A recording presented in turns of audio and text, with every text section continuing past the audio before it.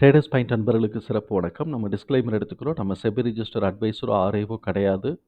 நம்ம இங்கே பேசக்கூடியது எல்லாமே தகவலாக மாத்திரமே பார்க்கப்படணும். இது யாருக்கும் முதலீடு சம்பந்தமாகவோ பங்குகளை வாங்கவோ விற்கவோ நம்ம எந்த ஆலோசனையும் கொடுக்கப்படலை. எல்லா தொழிலையும் ரிஸ்க் இருக்கும். ரிஸ்க்கை புரிஞ்சுட்டு எச்சரிக்கையோடு தொழில் செய்யும்போது எல்லாமே நல்லாயிருக்கும். நம்மளை ஆதரிக்கிற அனைத்து நல்ல உள்ளங்களுக்கும் நன்றி. வளமுடன் வாழ்க. நண்பர்களே, நிஃப்டி நெக்ஸ்ட் 50ல் இருக்கக்கூடிய கம்பெனிஸ் ரிசல்ட் வந்த கம்பெனிஸை தான் நம்ம பார்த்துட்ருக்குறோம். அந்த வகையில் இது பஞ்சாப் நேஷனல் பேங்க்கை நம்ம பார்க்குறோம். இவங்க வந்து ட்ரெண்ட் லைனில் வந்து மிட் ரேஞ்ச் பெர்ஃபார்மர் அப்படிங்கிற கிளாசிஃபிகேஷன்ஸ்குள்ளே வருது. கரண்ட் ப்ரைஸ் 127ல் ட்ராவல் ஆகிட்டுருக்கு. டியூரபிலிட்டி ஸ்கோர் 55 இருக்குது. இது வந்து ஒரு median or moderate financial strength, அவ்வளோதான் நம்ம இதில் சொல்கிறதுக்கு வாய்ப்பு இருக்கும். வேல்யூவேஷனை பொறுத்த வரைக்கும் அஃபோர்டபிலிட்டி இருக்குது. மொமெண்டம் வந்து பிக் ஆகலை. இப்போ வந்து நியூட்ரல் ட்ரெண்டுக்கு வருது. டவுன் ட்ரெண்டுக்கு வரப்போகுதா இல்லையாங்கிறத நம்ம பொறுத்து இருந்து தான் பார்க்கணும். அனாலிசிஸ்ட் வந்து ப்ரைஸ் டார்கெட்டு 106 அப்படின்னு கீழே டவுன் சைட் பண்ணி வச்சுருக்கிறாங்க. பிஇ ஜெல் ஜோனை பிஇயை பொறுத்த வரைக்கும் இது நியூட்ரல் ஜோன் தான் இருக்குது. இப்போ ஃபண்டமெண்டல் கீ மெட்ரிக்ஸ் என்ன சொல்கிறது? இன்ட்ரெஸ்ட் கவர் ரேஷியோ 1.4 இருக்குது. ஸோ இப்போ இது கமாண்டபிலிட்டியாக இருக்குது. கரண்ட் ரேஷியோ பற்றின டேட்டா இல்லை. அப்போ நம்ம ஆர்ஓசிஇ பார்த்தோம்னா 6 இருக்குது. பேங்க்கில் இப்போ 6 எடுக்கிறது 8 எடுக்கிறதுலாம் கொஞ்சம் கஷ்டப்படுறாங்க. அதனால இது நம்ம வந்து ஒரு மாடரேட் அப்படின்னு நம்ம சொல்லலாம்.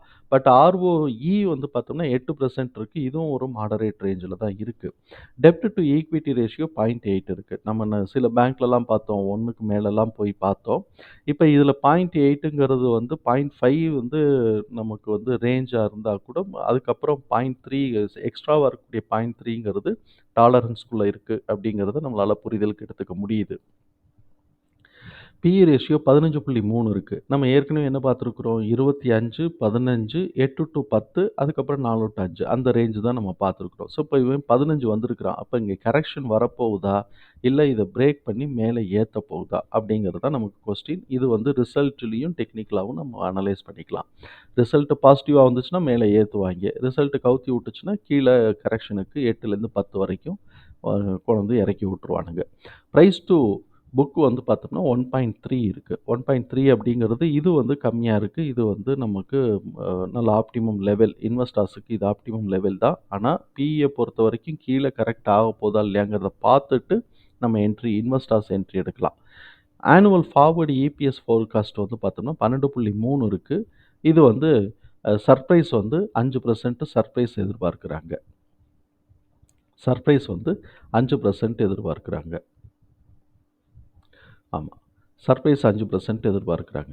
இப்போ இந்த இடத்துல கன்சஸ் ரெக்கமெண்டேஷன்ஸில் வந்து 17 அனாலிசிஸ்ட்டு, அதில் வந்து கிட்டத்தட்ட 6 பேர் செல் கொடுத்துருக்குறாங்க, 7 பேர் வந்து ஹோல்டு கொடுத்துருக்குறாங்க, 4 பேர் தான் பை கொடுத்துருக்குறாங்க. இப்போ இவங்களுடைய கேஷ் ஃப்ளோ நம்ம பார்ப்போம். கேஷ் ஃப்ளோ வந்து நெட் கேஷ் ஃப்ளோவும் சரி, ஆப்ரேட்டிங் ரெவென்யூவும் சரி, ஆப்ரேட்டிங் இன்கமும் சரி, இது ரெண்டுமே வந்து நெகட்டிவில் போயிருக்கு. போன வருஷத்தை காட்டிலும் கம்மியாகவும் இருக்குது அப்படிங்கிறது நம்மளுக்கு புரியுது. இப்போ இவனோட ஜிபிஏ என்ன செய்யுது? இவனோட ஜிபிஏ வந்து 5.7 இருக்குது. இது கொஞ்சம் கூட தான். ஏன்னா 3 தான் வந்து யூனிவர்சலாக வந்து ஒரு மார்க் செட் பண்ணி வச்சுருக்கிறாங்க. அதுக்கு மேலேயே இது இருக்குது. இன்னும் கொஞ்சம் கீழே குறைக்க வேண்டிய பாடுகள் நிறைய இருக்குது. ஆனால் போன வருஷம் 8.77லேருந்து கிட்டத்தட்ட ஒரு 3% கம்மி பண்ணியிருக்கிறான். இவன் என்ன 3% கம்மி பண்ணியிருக்கிறான் பாருங்கள். 14, 11, 8, 5 3% கம்மி பண்ணியிருக்கிறான். இப்போ வந்து இவனுடைய என்ஐஎம், அடுத்தது என்ஐஎம் பார்த்தோம்னா 2.6 இருக்குது. ஸோ இப்போ இது போன தடவையை காட்டிலும் 0.2 கூட இருக்குது.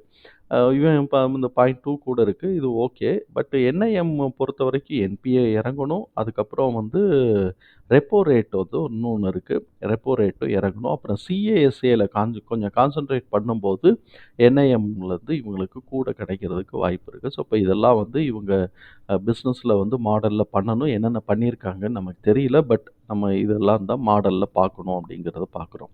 குவார்ட்டர்லி ரிசல்ட்டை பொறுத்த வரைக்கும் என்ன பண்ணியிருக்காங்க? குவார்ட்டர் டு குவார்ட்டர் ப்ரீவியஸ் இயரை கம்பேர் பண்ணும்போது குவார்ட்டர்லி நெட் ப்ராஃபிட் வந்து ஒரு 79% கூடியிருக்கு. அதே மாதிரி ரெவென்யூ வந்து கூடியிருக்கா அப்படின்னு சொன்னால் ரெவென்யூவும் கூடியிருக்கு. போன வருஷத்தை காட்டிலும் கூடியிருக்கு. போன குவார்ட்டரை காட்டிலும் கூடியிருக்கு. நெட் ப்ராஃபிட்டும் போன குவார்ட்டரை காட்டிலும் கூடிய தான் செஞ்சுருந்துருக்கு. அதே மாதிரி தான் இபிஎஸும் போன குவார்ட்டரை காட்டிலும் கூடிட்டு தான் இருக்குது. இபிஎஸ் இப்போ வந்து கண்டினியூஸாக வளர்ச்சி அடைஞ்சுக்கிட்டே தான் இருக்கே தவிர்த்து கீழே இறங்கலை. எப்பயிலேருந்து ரொம்ப காலமாக கிட்டத்தட்ட வந்து ஜூன் 2022லேருந்து ஒரு வருஷத்துக்குலேருந்து அப்படியே அந்த இது ஃபுல்லாக 4 குவார்ட்டர் 5 குவார்ட்டரும் இவன் வந்து வளர்ச்சியிலேயே தான் இருக்கிறானே தவிர்த்து கீழே இறங்கல. அது வந்து ஒரு பாசிட்டிவா தான் இருக்கு. புக் வேல்யூ 98 இருக்கு. ஸோ, இப்ப இந்த மாரியான இதில வரும்போது பார்த்தோம் அப்படின்னு சொன்னா, இவங்க நியூட்ரல் ட்ரெண்டுக்குள்ள வந்துகிட்டு இருக்கிறாய்ங்க அப்படிங்கிறது புரிஞ்சுக்க முடியுது. ப்ரமோட்டர்ஸோடது அப்படியே இருக்கு. எஃப்ஐஎஸ் வந்து டிசம்பர் டூ மார்ச்ச கம்பேர் பண்ணும்போது கிட்டத்தட்ட வந்து அவன் வந்து 1.5, 1.6% கிட்டக்க ஏத்தி வச்சிருக்கான். 1.7% கிட்டக்க ஏத்தி வச்சிருக்கிறான். டிஏஎஸ் வந்து அவன் என்ன பண்ணியிருக்கிறான், இதுக்கு ஈக்குவலா வந்து டிஏஎஸ் 1.4% இறக்கிட்டான். ஸோ, அப்ப அதுக்கு இதுக்கும் ஆல்மோஸ்ட் ஈக்குவல் ஆயிருச்சு. இப்ப நம்ம இந்த இன்ஃபர்மேஷன்ஸ் எல்லாத்தையும் தூக்கி நம்ம வந்து எக்ஸெல் ஷீட்ல போட்டோம். ஃபேர் பிரைஸ் வந்து 134 இருக்கு. நான் லோ வந்து 62 எடுத்துக்கிட்டேன். ஏன்னா, அந்த இடத்துல தான் பிரேக் ஆகுது. இப்படி இருக்கக்கூடிய இந்த ஸ்டாக்குக்கு நம்ம வந்து என்ன பண்ணோம், இதுல வந்து இந்த 4 மேக்ஸிமம், மினிமம் இந்த 4த்துக்குமே நம்ம வந்து இது குடுத்தாகணும். எது வெயிட்டேஜ் குடுத்தாகணும். ஏன் அப்படின்னாக்க சார்ட்ல பேசும்போது பார்ப்போம். இப்ப புல்லிஷ் ட்ரெண்டா இருக்குன்னு வச்சுக்குவோமே, இவன் வந்து ஆனுவல் எஸ்டிமேஷன் நான் சர்ப்ரைஸ கூட விட்டுருவோம். ஆனுவல் எஸ்டிமேஷன் இந்த காலத்த மாத்திரம் பார்த்துக்குவோம். ஆனுவல் இஎஸ்டி, இபிஎஸ்ன்னு போட்டிருக்கிற இந்த காலம். 225 மேல உடைச்சு போனா 225 உடைக்காம மினிமத்துக்குள்ளேயே சுத்திட்டு இருக்கிறான்னா 195 இல்ல நான் கீழே டவுனா இறங்க போறேன்னா 159 130 வரைக்கும் இருக்கு. எது ஆனுவல் எஸ்டிமேஷன். இது ஸ்கோப். கீழே இறங்கினாலும் மேலே ஏறினாலும் இது ஸ்கோப். சப்போஸ் டிடிஎத்தை வந்து அடைஞ்சிட்டாங்க. டிடிஎம் வந்து இபிஎஸோட டிடிஎம் குமுலேட்டிவ் இதுக்கு வந்து அடைஞ்சிருக்கிறாங்கன்னா இது வந்து அப் ட்ரெண்டாகவே இருந்ததுனாக்கா மேக்ஸிமம்னா 196 இல்லாட்டி 172 இந்த ரேஞ்சுக்குள்ளே போயிட்டுருக்கும். இப்போ டவுன் ட்ரெண்டுக்கு வருது அப்படின்னு சொன்னால் 142லேருந்து 118 வரைக்கும் இதுக்கு வந்து ஸ்கோப்பு இருக்குது கீழே இறங்குறதுக்கு. எதுக்கு? டிடிஎத்துக்கு. சரி, இப்போ குவார்ட்டர்லி ரிசல்ட்டு பார்த்தோம்னா இந்த குவார்ட்டர்லேன்னு பார்த்தோம்னா 143 மேக்ஸிமம் அதை அவன் அடைஞ்சிட்டான். அதுக்காகவே இது வந்து அப் ட்ரெண்டுக்குள்ளேயே போயிட்டுருக்குன்னு நம்ம எடுத்துக்கல. சப்போஸ் அடுத்த குவார்ட்டர் வந்து கம்மியாகுது, ஜூன் மாத குவார்ட்டர் கம்மியாகுதுன்னு டிடிஎம்மில் வந்து 2 தான் காட்டுது. இஎஸ்பி டிடிஎம்மில் அது 2 காட்டுது. அப்போ இபிஎஸ் டிடிஎம்மில் வந்து 2ன்னு காட்டுது. அப்படி 2ன்னு காட்டா 129. இந்த இப்போ இது 129. சப்போஸ் அது வந்து கீழே இறங்குதுன்னா 117லையும் சப்போர்ட் எடுக்கலாம். இல்லாட்டி 102 வரைக்கும் வந்து கூட சப்போர்ட் எடுக்கலாம். இல்லை நான் டவுன் ட்ரெண்டாக லீடு எடுக்க போகிறேன்னா 90 வரைக்கும் கூட எடுத்து சப்போர்ட் எடுக்கலாம். இது நெக்ஸ்ட் குவார்ட்டருக்கு. இந்த நெக்ஸ்ட் குவார்ட்டரோட ரிசல்ட் வர்ற வரைக்கும் இந்த ஃபிகர் தான் வரும். இந்த லேட்டஸ்ட் குவார்ட்டரோட ஃபிகர் தான் வரும். 143, 128, 110, 96ங்கிறது. அடுத்த குவார்ட்டர் ரிசல்ட்டு இவன் கூட கொடுத்துட்டான்னாக்க வேற அமௌண்ட் மாறும். இல்லை இதே ரேஞ்சுக்கு தான் கொடுத்துருக்குறான்னா இதில் எந்த மாற்றமும் இல்லை. அதனால இது எதையுமே நம்ம வந்து எக்ஸ்க்ளூட் பண்ண முடியாது.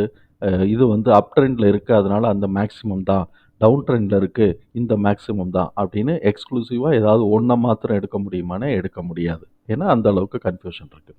சரி, இப்போ ஏன் நம்ம இது எல்லாத்தையும் இப்படி எடுக்க வேண்டிய கட்டாயத்துக்கு இருக்கிறோம் அப்படின்னு சொன்னோம்னாக்க இதோடைய ட்ரெண்டு.